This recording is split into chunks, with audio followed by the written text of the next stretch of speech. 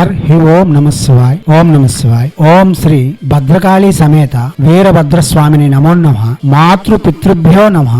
ఆచార్య అతిథిభ్యో నమః. శ్రీమాత లలితా త్రిపుర సుందరయే నమో నమః.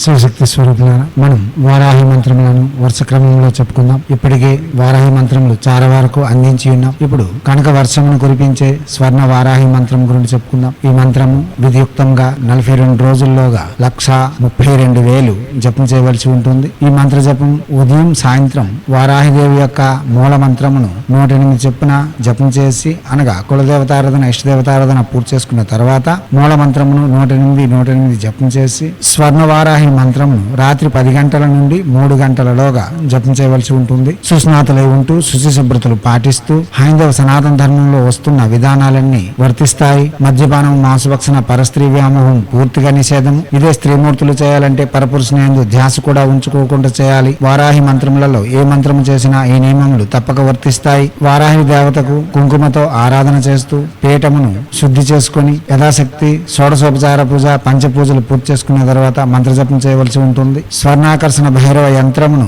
ప్రతిష్ఠించి లేక స్వర్ణ వారాహి యొక్క మంత్రమును ప్రతిష్ఠించి జపం చేయడం వలన విశేషమైన ఫలితములు ఇవ్వగలదు. గురు సమక్షంలో మంత్రము తీసుకొని జపం చేయడం వలన ఇంకా విశేషమైన ఫలితములు ఇవ్వగలదు. ఈ మంత్ర జపం చేసే వారికి ఆర్థిక ఇబ్బందులు ఉండవు. రుణ విమోచన జరుగుతుంది. కాగా నిరంతరం చేతిలో ధనం తరలాడుతూ ఉంటుంది. ఈ మంత్రం ఎవరైతే చేసి ఉన్నారో వారికి జీవితంలో ఆర్థిక ఇబ్బందులే అనేవే తెలియకుండా తమ జీవితం గడిచిపోతూ ఉంటుంది. అటువంటిది మహత్తరమైన మహామంత్రము శ్రీ స్వర్ణవారాహి మంత్రం. ప్రసంగములను విని అవగాహన పెంచుకోండి. ఇతర వివరములకు మాతో ప్రత్యక్షంగా సంప్రదించండి. ఇప్పుడు మంత్రము ఓం శ్రీ బ్రజీ స్వర్ణవారాహి దేవ్యై నమః. మంత్రం మరోసారి ఓం శ్రీ బ్రజీ స్వర్ణవారాహి దేవ్యై నమః. మంత్రం మరోసారి ఓం శ్రీ బ్రజీ స్వర్ణవారాహి దేవ్యై నమః.